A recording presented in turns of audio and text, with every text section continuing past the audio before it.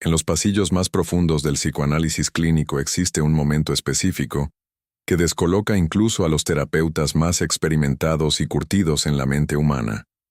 Un paciente cruza la puerta, toma asiento en el diván, y con una frialdad y una claridad que casi hiela la sangre, anuncia que ha cortado de raíz, absoluta y permanentemente, todo vínculo con su familia de origen o con una pareja que lo consumía. No hay lágrimas. No hay estallidos de ira reprimida. No hay absolutamente rastro de los dramáticos discursos de victimización o de la culpa asfixiante que solían acompañar cada una de sus crisis emocionales en el pasado. Y en ese preciso instante, el analista se da cuenta de que está presenciando una anomalía. Esta persona no encaja en las categorías diagnósticas habituales del duelo o la separación. No están a la defensiva. No buscan validar su indignación y no están participando en la clásica y agotadora guerra psicológica que define a las familias disfuncionales. Están, por primera vez en su vida, aterradores y maravillosamente lúcidos. Cuando se les pregunta qué sienten ante una decisión tan monumental, hacen una pausa silenciosa. Lo meditan con una honestidad descarnada, revelando que han procesado esta muerte simbólica en la soledad de su propia mente miles de veces. Y responden algo que cambia la presión atmosférica de la habitación. Afirman que se sienten despejados. No sienten remordimientos. No están destrozados por la lealtad tóxica que antes los gobernaba. Simplemente ven la realidad tal cual es. El terapeuta toma nota frenéticamente porque este cuadro clínico no aparece en los manuales de psiquiatría tradicional. Esto no se parece en nada a la curación romántica y suave que nos han vendido. Esto no es el proceso confuso y doloroso que relatan los libros. Es algo radicalmente distinto, una mutación psicológica que resulta profundamente inquietante para cualquier persona que gravite alrededor de este individuo.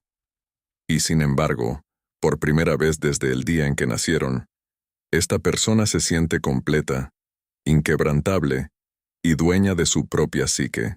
Carl Jung, el pionero de la psicología analítica, dedicó la mayor parte de su vida a estudiar estas monumentales transformaciones de la conciencia humana.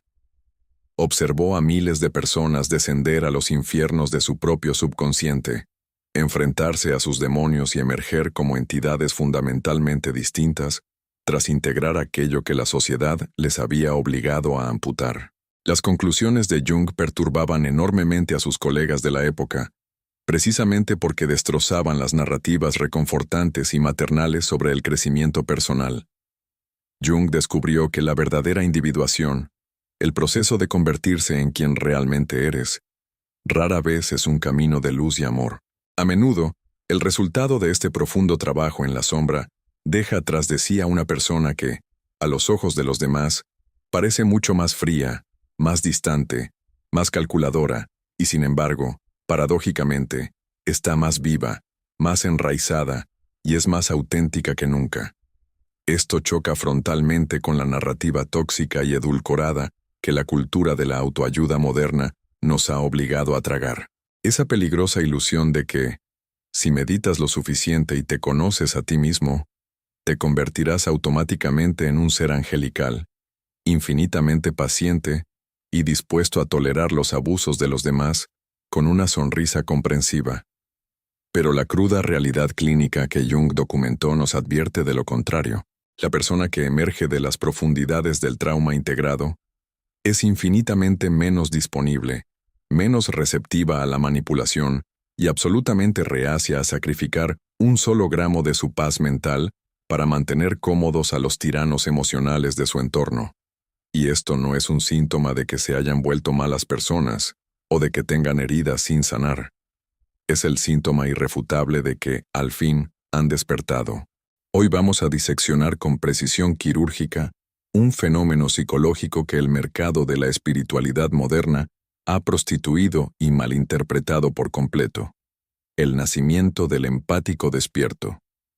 No nos referimos a la versión comercializada, esotérica y romántica del despertar, sino a la brutal, dolorosa y clínica transformación que ocurre cuando una persona nacida con una hipersensibilidad paralizante, decide dejar de ser el basurero emocional de los demás y comienza a cuestionar por qué demonios absorbe el dolor ajeno. Para comprender la magnitud de la bestia en la que se convierte un empático despierto, primero debes tener el estómago para mirar sin filtros lo que eran antes de este despertar. Y Jung jamás romantizó esta condición. Él analizó al empático dormido, y lo que vio no fue un regalo divino enviado desde los cielos. Vio una adaptación biológica y psicológica extrema. Vio un mecanismo de supervivencia puro y duro, forjado a base de golpes en el yunque de una infancia donde reinar el caos era la norma. El niño que desarrolla la capacidad de leer un cambio imperceptible en la respiración o en la tensión facial de sus padres, no lo hace porque sea un trabajador de la luz o un alma vieja y sabia. Desarrolla esa hipervigilancia paranoica porque equivocarse al leer la temperatura emocional de la casa tenía consecuencias catastróficas. El ambiente podía pasar de la calma aparente a la violencia psicológica o física en fracción de segundos.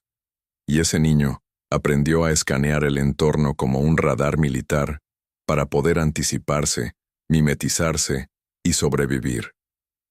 Jung relacionó esto con el arquetipo del sanador herido, señalando que la extraordinaria capacidad del empático para sentir a los demás no es el pináculo de la evolución espiritual, sino la cicatriz visible de un abandono emocional sistemático. Sus propios límites y necesidades fueron tan ignorados que redirigieron toda su fuerza vital hacia el exterior.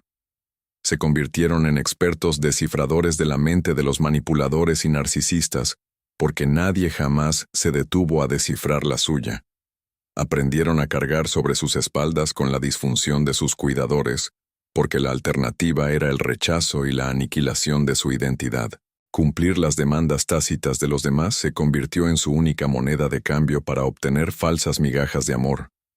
Antes de adentrarnos en las oscuras dinámicas entre el empático y el narcisismo, y en cómo se destruye este contrato subconsciente, es imperativo establecer un principio fundamental de la psique y de la energía: la ley de la circulación. El subconsciente solo valora aquello en lo que invierte. Si deseas romper de una vez por todas tus patrones de codependencia y absorber este conocimiento analítico, debes materializar tu intención ahora mismo. Te invito a dejar un comentario abajo, escribiendo una sola palabra o concepto que para ti simbolice la idea de una fortaleza mental inexpugnable. Hazlo como un ancla psicológica. Asimismo, si este profundo análisis clínico está rasgando el velo de tus ilusiones y aportándote una claridad que necesitas desesperadamente, te pido que apoyes el flujo de esta educación. Deja tu me gusta. Comparte esta clase con quien sepas que está atrapado en una relación abusiva. Únete como miembro del canal y considera la opción de enviar un super chat. No interpretes esto como una simple petición de internet. Comprende la mecánica oculta.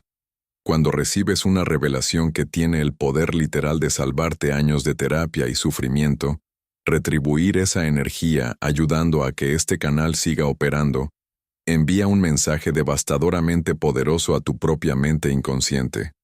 Le estás diciendo a tu cerebro que ya no eres la víctima que mendiga sobras, sino un individuo soberano y abundante que invierte activamente en su propia armadura psicológica y en su liberación. Retomando la maquinaria de la mente, aquí es donde la trampa se cierra sobre el empático dormido. La industria de la nueva era y el bienestar espiritual se aprovecha de esta herida infantil y le vende una narrativa venenosa.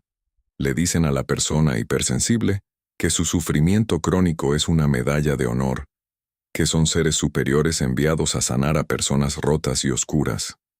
Esta mentira es terriblemente seductora porque actúa como morfina para el ego herido. Para alguien que ha pasado 3 décadas sintiéndose defectuoso, ansioso y utilizado, escuchar que en realidad es un ser espiritualmente avanzado transforma toda su profunda vergüenza en un falso orgullo. El dolor que han cargado por culpa de parásitos emocionales de repente adquiere un estatus de martirio divino.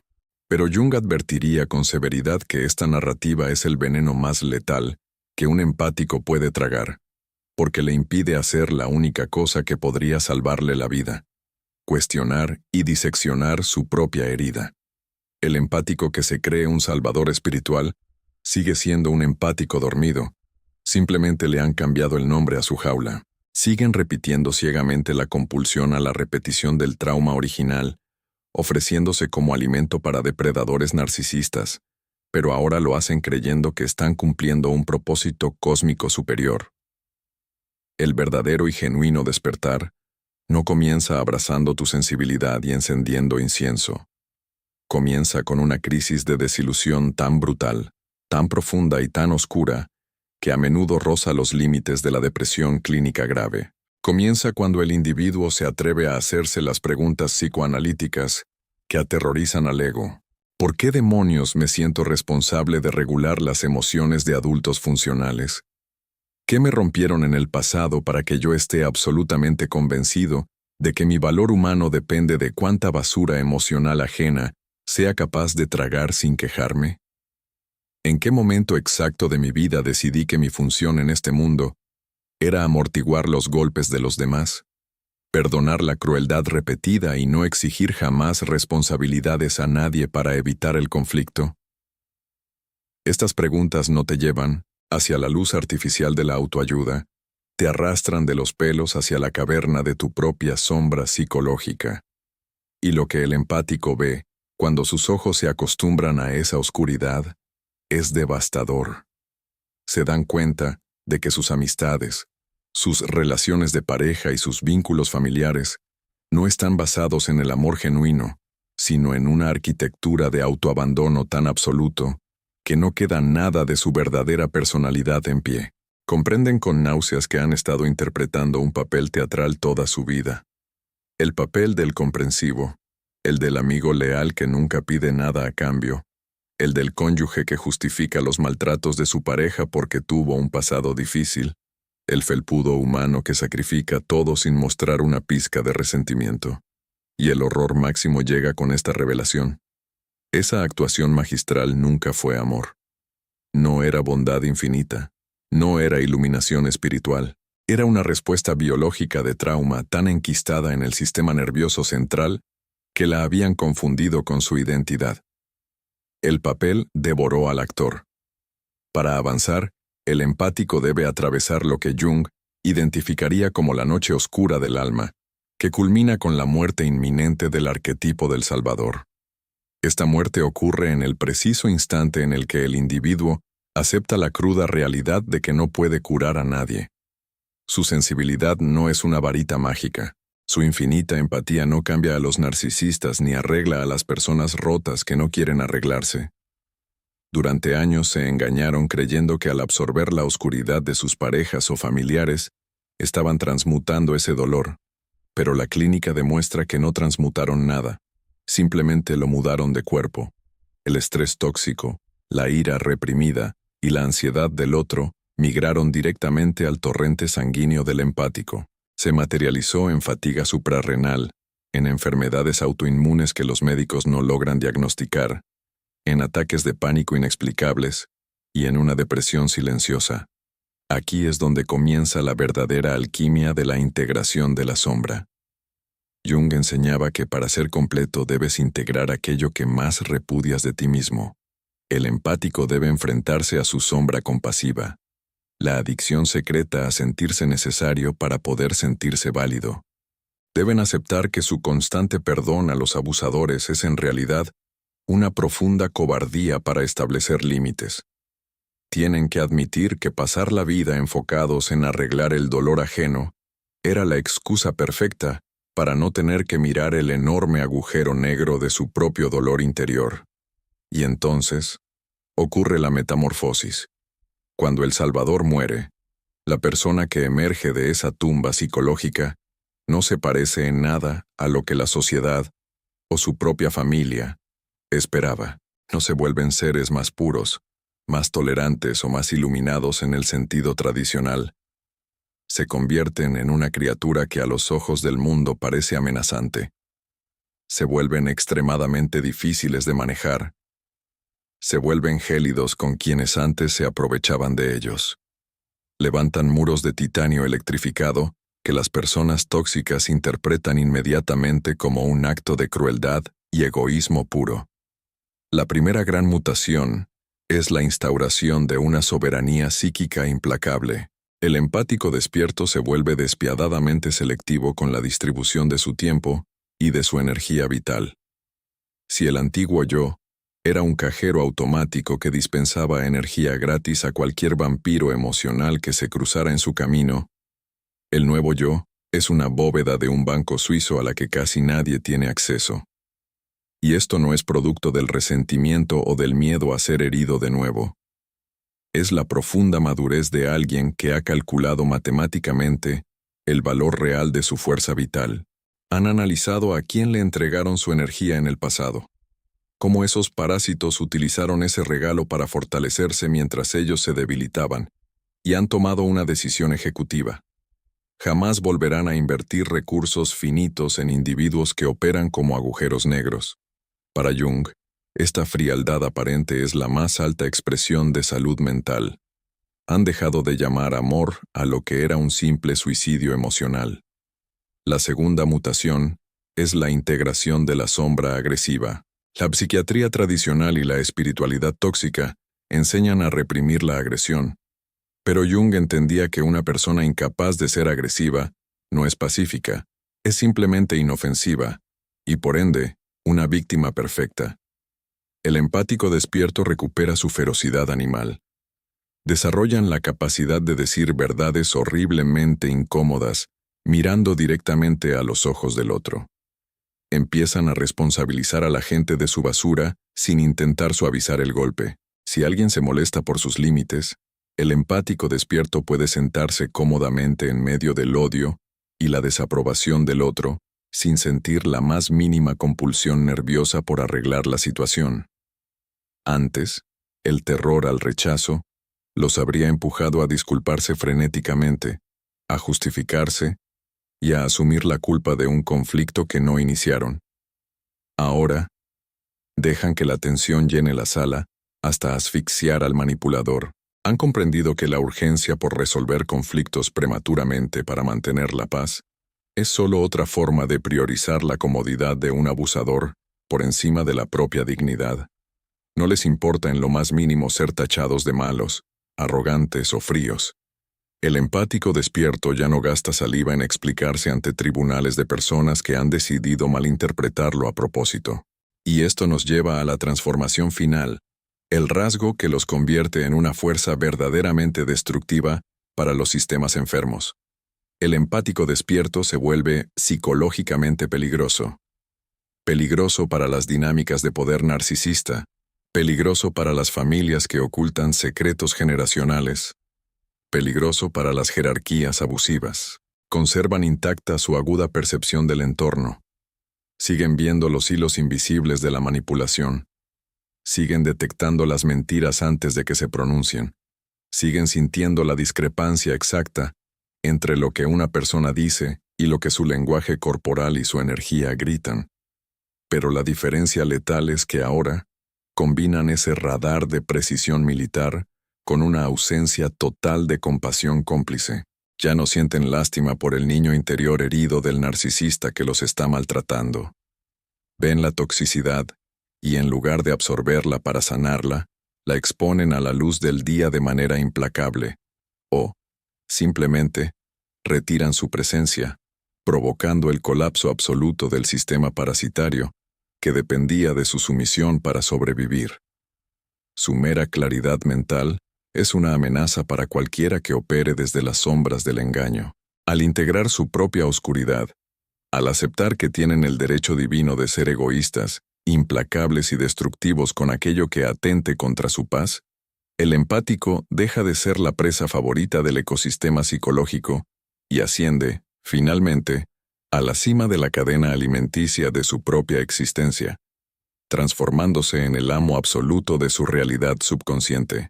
Al final de este agotador y descarnado proceso de disección psicológica, lo que queda en pie no es un mártir espiritual, ni un santo dispuesto a sangrar por el prójimo, sino un ser humano profundamente enraizado en la cruda realidad material e inmensamente poderoso. Carl Jung nos advirtió que el propósito último de la vida humana no es alcanzar un estado de perfección moral o de bondad complaciente, sino la totalidad. Y alcanzar esa totalidad exige un precio altísimo: la aceptación incondicional y despiadada de todas aquellas facciones de nuestra psique que la sociedad, la religión y nuestra propia familia nos enseñaron a repudiar y esconder. El empático que logra cruzar este umbral ha caminado descalzo sobre las brasas de su propio infierno. Ha dejado de utilizar el sufrimiento de los demás como una droga anestésica para no enfrentar el suyo, y ha mirado directamente a los ojos al monstruo de su propia necesidad de validación. Este es el clímax absoluto de la individuación. Ya no existe ese impulso neurótico y desesperado por salvar al mundo para justificar su derecho a ocupar espacio y respirar. Han comprendido, hasta la médula de sus huesos, que su valor como individuos no se mide en litros de sangre donados al bienestar de los vampiros emocionales que los rodean. Su hipersensibilidad, esa misma característica que durante décadas sintieron como una maldición, como una herida abierta que los dejaba a merced de cualquier depredador narcisista, ha sido templada en el fuego de la conciencia. Ahora es una herramienta clínica, un radar de precisión extrema que alimenta de información al cerebro sin jamás secuestrar al cuerpo para obligarlo a actuar o reparar el daño ajeno. El empático despierto transita por la vida con una densidad nueva, una gravedad psicológica que no nace del resentimiento, de la amargura o de un cinismo barato, sino de la feroz y monumental claridad sobre dónde terminan ellos y dónde empieza el resto del mundo. Se han convertido en maestros absolutos en el arte vital de decepcionar a los demás. Entienden a la perfección, y lo asumen sin que les tiemble el pulso, que defraudar sistemáticamente las expectativas infantiles, abusivas y parasitarias de quienes pretendían usarlos como muleta emocional, es la tarifa innegociable que deben pagar para mantener su cordura y su libertad. Cuando tienes el privilegio de sentarte frente a un empático que ha completado esta brutal metamorfosis, ya no sientes esa disponibilidad asfixiante que te invitaba en silencio a descargar todos tus traumas sobre la mesa. En su lugar, te topas con un muro invisible de titanio, construido a base de puro y absoluto respeto por sí mismos. Sientes la presencia imponente de una fortaleza que no necesita ser defendida porque su sola existencia intimida. Ya no intentan fusionarse contigo, ni leen tu mente para anticiparse a tus necesidades y llenar tus vacíos, buscando comprar tu afecto. Lo que te ofrecen ahora es algo infinitamente más valioso y subversivo que un abrazo o una palabra de consuelo artificial. Te ofrecen el majestuoso y frío ejemplo de lo que significa poseerse a uno mismo. Te demuestran, con el simple peso de su existencia centrada, que el ser humano está diseñado para sobrevivir al rechazo y al abandono sin desintegrarse. Te enseñan que soportar la furia manipuladora, los chismes o la incomprensión de los demás, sin inmutarse ni pedir perdón, es el verdadero superpoder de la mente madura. Te dejan claro que la paz interior jamás se encuentra mutilando tu propia identidad para encajar en el molde de las demandas ajenas, sino reclamando con puño de hierro el derecho divino a existir como una entidad separada, completa, con luces, sombras, garras y colmillos.